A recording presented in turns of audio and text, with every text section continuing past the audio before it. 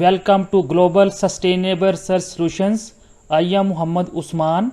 This lecture is about average propensity to consume APC, average propensity to save APS, marginal propensity to consume MPC, marginal propensity to save MPS, and the multiplier effect. What is average propensity to consume? It is the fraction of total income consumed. Average propensity to save is consumption divided by income. Average propensity to save. It is the fraction of total income saved. APS is saving divided by income. The sum of APC and APS is 1. If we have the value of APC, then we can estimate the value of APS. If we have the value of APS, then we can estimate the value of APC. The sum of APC and APS is always 1. Marginal propensities.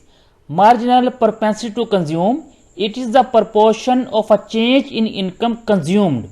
MPC is change in consumption due to change in income. Marginal propensity to save. It is a proportion of a change in income saved. MPS is change in saving divided by a change in income. The sum of MPC and MPS is 1. If we have the value of MPC, then we can estimate the value of MPS. Similarly, if we have the value of MPS, then we can estimate the value of MPC. Multiplier effect. A change in spending changes real GDP more than the initial change in spending. Multiplier is change in real GDP due to change in spending. Change in GDP is equal to multiplier by initial change in spending. If we have the value of multiplier and initial change in spending, then we can estimate the change in GDP. Relationship between multiplier and marginal propensities. There is direct relationship between MPC and multiplier. If MPC increases, it will increase multiplier.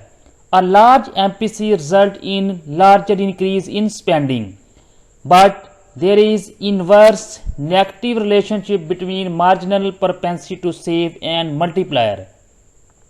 A large MPS result in smaller increase in spending.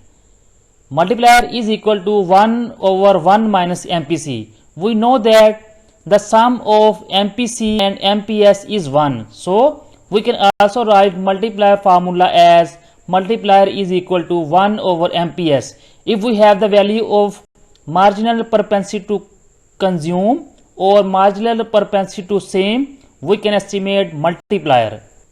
Example 1. Here we have data on disposable income, which is $240, $260, $280, $300, $320, $340, $360, $380 and $400. We have not the data on consumption, we have data on saving. By using this data, we will estimate consumption, APC, APS, MPC and MPS. If we subtract saving from disposable income, it is consumption. How we can estimate APC from this data? If we divide consumption with disposable income, it is APC. If we divide saving with disposable income, it is APS. How we can estimate MPC? MPC is change in consumption due to change in disposable income. MPS, marginal propensity to save, is change in saving due to change in income. Here is the solution of example 1. We have estimated consumption, average propensity to consume, average propensity to save, marginal propensity to consume and marginal propensity to save from this data. Here you can see that the sum of APC and APS is 1.